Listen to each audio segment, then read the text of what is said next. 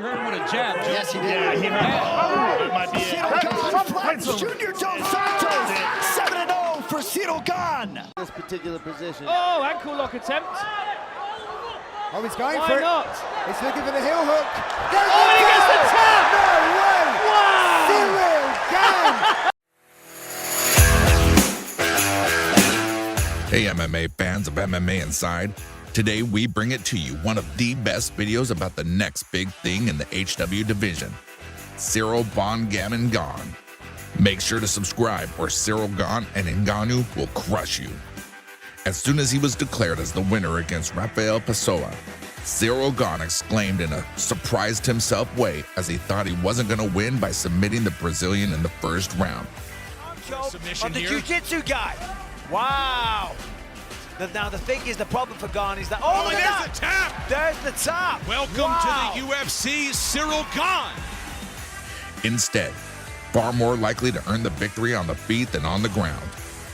Right after his debut, Gane finished his insane level performance in the octagon on the ground, securing the victory with a dangerous heel hook in the dying moments of the fight. Oh, he's going Why for it. not? He's looking for the heel hook. Oh, and he gets the tap! No way! Wow! Ciryl Gane with submission number 2. So, did the undefeated heavyweight surprise himself again? No, it was not really a surprise, said Gane, who makes his third appearance in 5 months this weekend in Busan, South Korea, where he takes on Canadian Tanner Boser. While the ending didn't surprise Gane or observers who expected the talented UFC neophyte to continue his winning ways, it's almost impossible not to marvel at how quickly this 29-year-old has become one of the top prospects in the entire sport.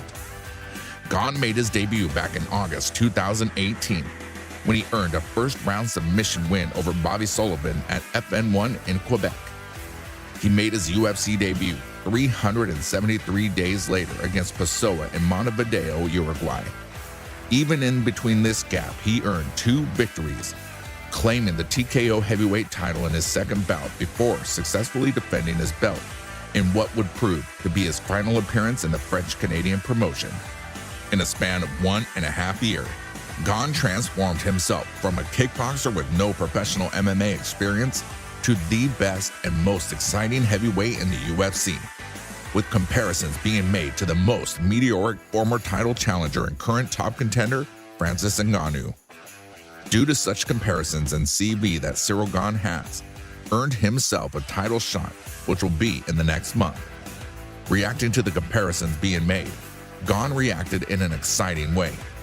Yes, I've heard the comparisons, and it's really crazy, said of the people likening him to Ngannou, who also burst out on the scene while training at MMA Factory in Paris.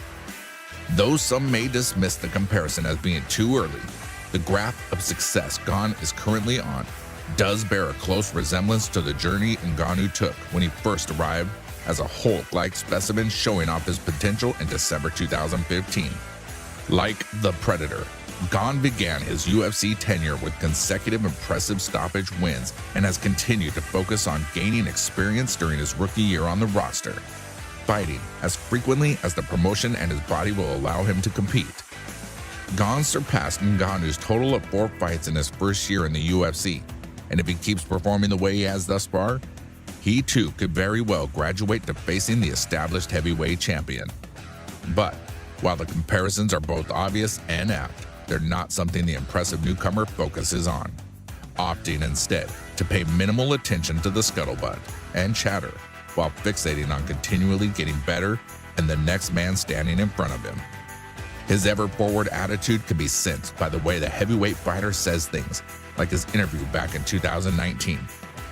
"I don't think about that stuff. I just enjoy the moment," Gane said of the increasing hype and lofty expectations that follows him to the cage. "Every time that I have a fight booked, I'm just focused on that fight. My management is thinking about that stuff, but I'm just thinking about each fight. It's great having Francis in the gym, but I just do my own thing," he added. "I just want to do Ciryl Gane." Well, as they both are set to meet in the cage in January next month, it will be interesting to see how he stands toe-to-toe against perhaps the most lethal striker the UFC has ever seen. Thus far, doing Ciryl Gane has gone exceptionally well, And the streaking emerging star aims to continue that run as he steps into the octagon for his toughest test in January 2022, when he will face the most lethal striker in the UFC. So that's enough from us today. We hope you enjoyed the video, and if you did, make sure to subscribe or Ciryl, Gane, and Ngannou will crush you. Till then.